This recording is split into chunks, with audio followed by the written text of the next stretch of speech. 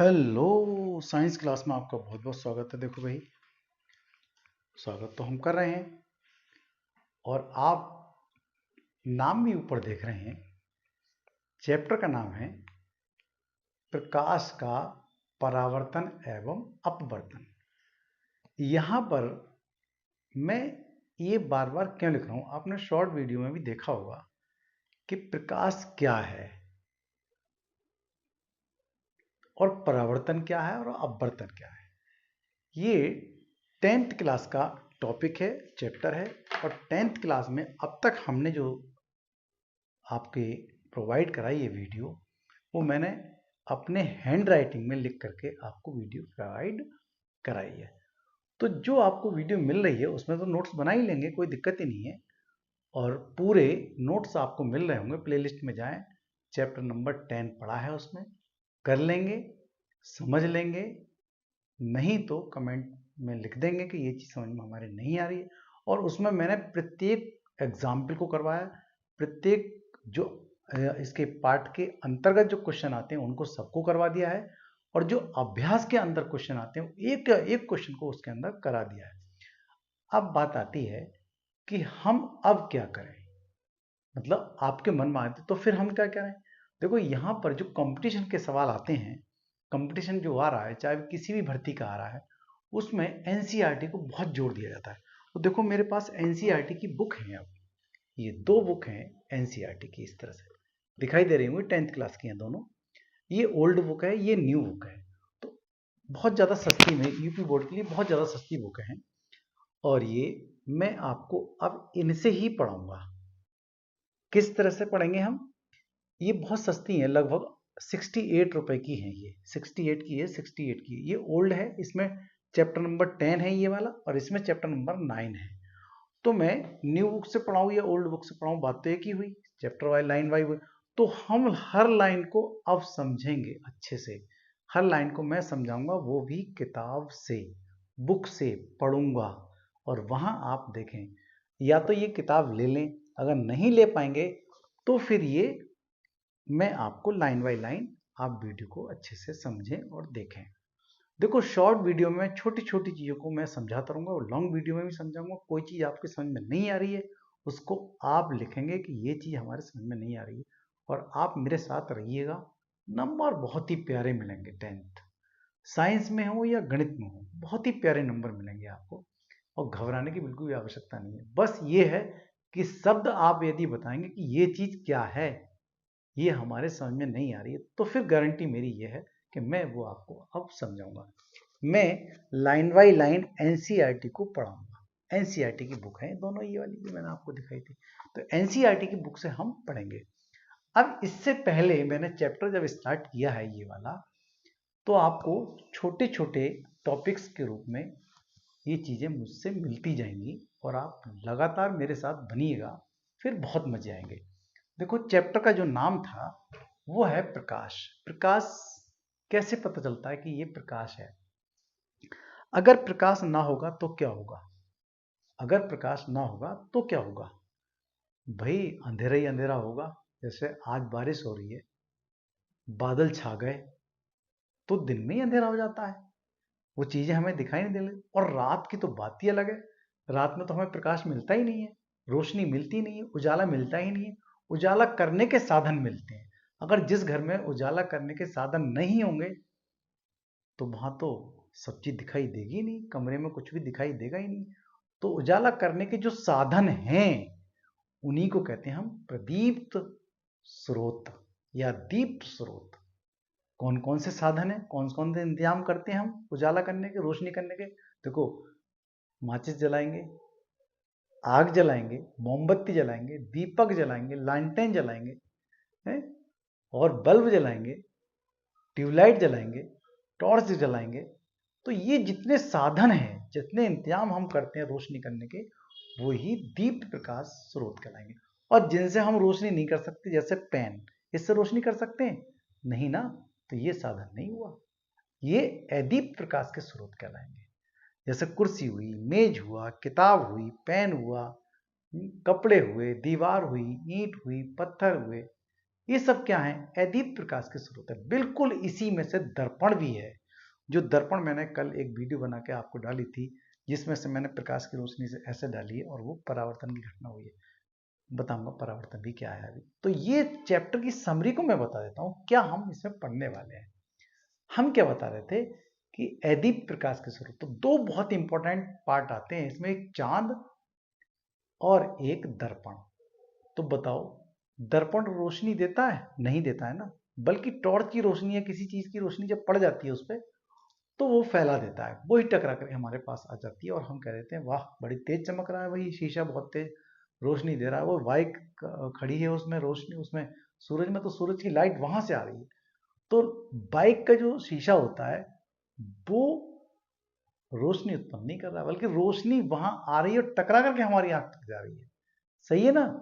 बिल्कुल चांद ऐसा ही करता है। जो चांद होता है वो चांद बिल्कुल ऐसे ही करता है। कैसे? जो सूरज की रोशनी है वो टकरा करके हमारी आंख तक आ रही है, तब हमें लगता है कि अरे वह चांद चमक रहा है। बिल्कुल दर्पण की तरह चमकता है। चांद के अंदर अपनी रोशनी नहीं है, इसलिए ये अदीप्त प्रकाश का स्रोत है। क्या है ये? अदीप्त प्रकाश का स्रोत है। बहुत इंपॉर्टेंट है, बार बार ये प्रश्न को बार बार पूछा जाता है। ठीक है, अब देखो मैं क्या बताऊंगा आपको प्रकाश के विषय में। प्रकाश सीधी रेखा में चलता है। आपने टॉर्च देखी होगी या गाड़ी से निकलती हुई लाइट देखी, बिल्कुल सीधी जाती है।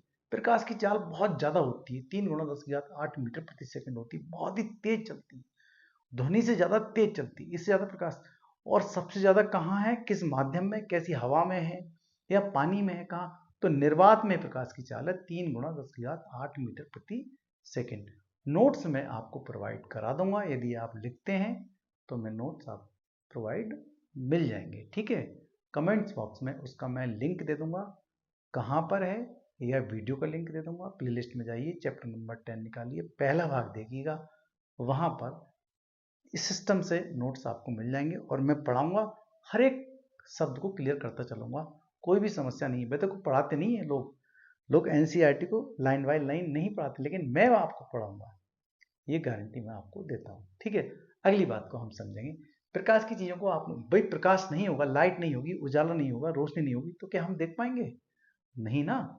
ठीक है, तो रोशनी के कारण कुछ खास चीजें टकराने की, तो जो टकरा करके प्रकाश, कोई चिकना तल है, जैसे प्रकाश का चिकना तल ये है, जैसे मैं टॉर्च की रोशनी ऐसे डाल रहा हूं, ये देख लो, टॉर्च की रोशनी ये है, तो प्रकाश स्वयं दिखाई नहीं दे रहा। देखो यहाँ स्वयं दिखाई नहीं दे रहा है प्रकाश, टॉर्च की रोशनी ऐसे दिखाई, देखो टॉर्च मेरे हाथ में, ये टॉर्च वहां पड़ती हुई दिखाई दे रही है, लेकिन रास्ता जो है प्रकाश, देखो अब हाथ आ गया मेरे सामने, ये हाथ पे पड़ता हुआ दिख, लेकिन स्वयं प्रकाश दिखाई नहीं देता, बल्कि ये चीजों को या वस्तुओं को दिखाता है, स्वयं प्रकाश दिखाई नहीं देता। और इतनी तेज है, देखो मैं यहाँ से बटन दबाता हूँ, वहां दिखाई देगी, लेकिन जाती हुई दिखाई नहीं देगी। देखो जाती हुई टॉर्च की रोशनी दिखाई नहीं देगी, जा रही है, देखो जा रही है, ऐसा दिखाई नहीं देगी, बल्कि पड़ती हुई दिखाई देती है उसमें। सही है, ये मैं इसकी क्वालिटी को बता रहा हूँ। और इसमें सबसे ज्यादा जो फील, देखो हम, मेरा हाथ है तो हाथ पे तो रोशनी जाती हुई दिखाई देगी, लेकिन धीरे से जा रही है, कितनी तेज जा रही है दिखाई नहीं देती, है ना। अच्छा एक बात और है कि जो क्वालिटी है, हमारा पूरा शरीर है, शरीर में कहीं भी प्रकाश डाल दो तो पता नहीं चलेगा कि ये हाथ को, हाँ रोशनी हम डाल रहे हैं, ये पता नहीं चलेगा रोशनी आई, हाथ पे नहीं आई, कान पे आई नहीं आई, या शरीर पे आई नहीं आई। लेकिन जैसे ही हमारी आंख पर आएगी लाइट, रोशनी, उजाला, वैसे ही हमें आंख हमारी डिस्टर्ब हो जाएगी, मतलब आंख को संवेदित करती है ये कौन? रोशनी। इसलिए इसको प्रकाश कहते हैं। किसे कहते हैं? प्रकाश। जो हमारी आंख को संवेदित कर दे उसे हम प्रकाश कहेंगे। प्रकाश एक प्रकार की ऊर्जा है जो हमारी आंखों को संवेदित करता है। ठीक है, वो है सीधी रेखा में चलता है, वस्तुओं को दिखाता है, स्वयं दिखाई नहीं देता है, प्रकाश कहलाता है। समझ में आ गई? एक प्रकार की क्या है? ऊर्जा है। चलो इस प्रकाश की बात तो हो गई। अब चलते हैं हम इधर की तरफ, परावर्तन। तो परावर्तन की घटना मैंने बता दी कि इस पर देखो, ये टॉर्च है और ये रोशनी। अब देखो छाया जो बन रही है आपके सामने, देखो किसकी वजह से बन रही है? मैंने किताब के सामने, ये किताब, हाँ जी, और इसके सामने मैंने टॉर्च डाली है, ये टॉर्च मैंने डाली, वैसे ही किताब आ गई, तो किताब पीछे छाया, तो छाया जो बनती है वो क्या कारण है? परावर्तन का होने का कारण है। छाया जब भी बनेगी, मतलब ये छाया बनी, देखो परछाई, तो परछाई किताब की परछाई बन गई, तो किसकी वजह से बन रही परछाई? वो भी परावर्तन की। देखो प्रकाश डाल रहे हैं लेकिन लौट करके वो ऐसे जा रहा है, इसलिए तो ये घटना प्रकाश की परावर्तन घटना, और प्रकाश की परावर्तन घटना के कारण ही चैप्टर का निर्माण हुआ है। और वो है, मुख्य कारण क्या है कि प्रकाश आए और लौट के चला जाए। तो लौट के जाएगा कैसे? अगर मान लिया मैंने यहाँ रख लिया शीशा, यहाँ कांच रख लिया, तो प्रकाश तो चला जाएगा पार, तो वहां परावर्तन नहीं होगा। जहां प्रकाश पार चला जाएगा वहां क्या होगा? अपवर्तन। और जहां प्रकाश पार नहीं होगा वहां होगा परावर्तन। जहां प्रकाश पार चला जाएगा वहां होगा अपवर्तन, जहां प्रकाश पार नहीं होगा वहां होगा परावर्तन या रिफ्लेक्शन। और ये क्या कहलाएगा? रिफ्रैक्शन। अगर आपने ये वाली बात पकड़ ली मजे आ जाएंगे। क्या है? प्रकाश आर पार नहीं हो रहा है, टकरा करके वापस जा रहा है, टकरा करके वापस जा रहा है? मैं और दिखाऊंगा आपको रोशनी।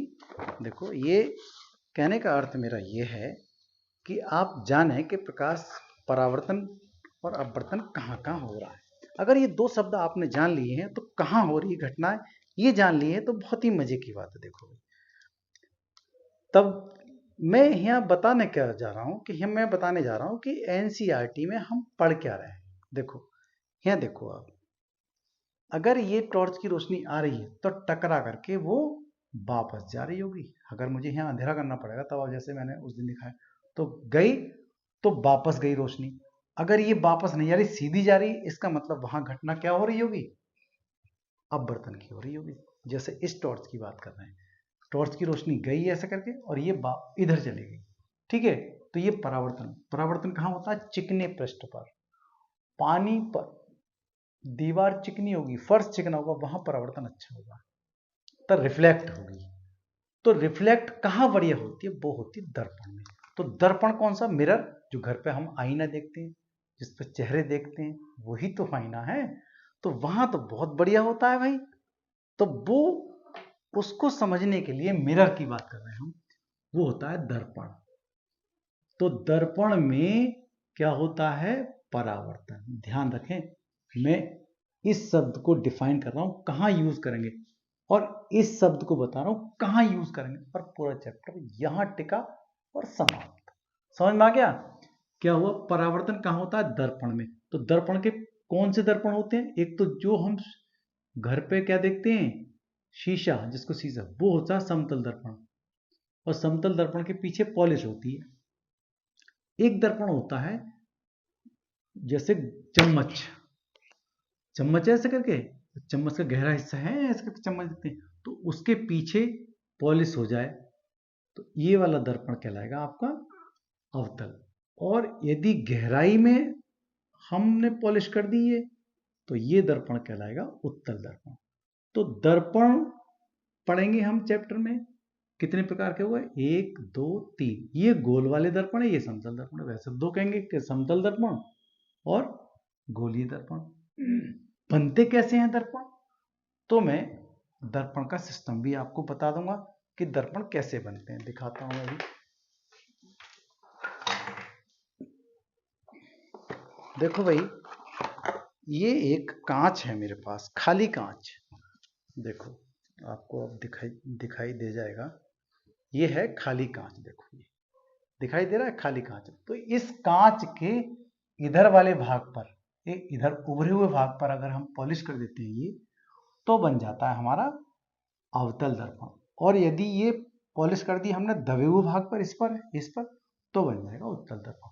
तो ये घटना दर्पणों में होती है। परावर्तन, रिफ्लेक्शन घटना कहाँ होती है? दर्पण में। इसमें चित्र भी बनेंगे कई सारे। तो इसमें तो बनते हैं 6 प्रकार से चित्र, इसमें एक प्रकार से बनेगा चित्र। ये चैप्टर यहाँ फिनिश हो जाएगा, परावर्तन का पार्ट। ठीक है, अब आगे चलते हैं हम कि यहां क्या समझेंगे कि यहां होता है अपवर्तन। कहां होता है? आर पार, जहां प्रकाश आर पार चला जाए। जैसे कांच, जैसे देखो अभी आर पार जा रहा है प्रकाश। देखो ये हमारे पास क्या है, ये कोई कांच है और इसके आर पार चला गया प्रकाश। इस तरह से देखो, आर पार चला गया, वो गया उधर निकल गया। देखो, और यहां प्रकाश आर पार नहीं जा रहा, देखो अगर हम रख लेते तो पार जा ही नहीं रहा, तो यहां तो जो आर पार नहीं जाता वो होता है रिफ्लेक्शन, और जहां प्रकाश पार चला जाता है वहां क्या होता है, रिफ्रैक्शन, अपवर्तन। ठीक है, तो इस तरह से ये चैप्टर आगे बढ़ेगा। हालांकि मैं चैप्टर की समरी बता रहा हूं, पूरी तरह से चैप्टर को नहीं पढ़ा रहा हूं। तो यहां क्या होंगे, अपवर्तन। अपवर्तन की घनता कहां होती है, लेंसों में, ये आपको ध्यान रखना है, कहां होती है, लेंस में। और लेंस भी दो प्रकार के होते हैं, एक उत्तल दर्पण, एक उत्तल लेंस और एक अवतल लेंस। देखो, अगर इतनी बात आपके समझ में आ रही होगी तो ठीक है। इसमें 6 फिगर इसके बनेंगे और 6 ही फिगर इसके बनेंगे। इसका सिर्फ एक ही फिगर बनता है, इसका सिर्फ एक ही फिगर बनेगा। ठीक है, इस तरह से इनके सवाल बनते चले जाएंगे और चैप्टर की समाप्ति यहाँ पर हो जाएगी, और कुछ नहीं है चैप्टर में। अगर छोटी छोटी बातों को हम समझेंगे तो मैं अगली वाली वीडियो जो है वो हम 10th क्लास की एनसीईआरटी को पढ़ाएंगे। क्या ऐसा अच्छा है समझने के लिए? अगर अच्छा है तो मुझे ज़रूर बताएं। Thank you, have a nice day.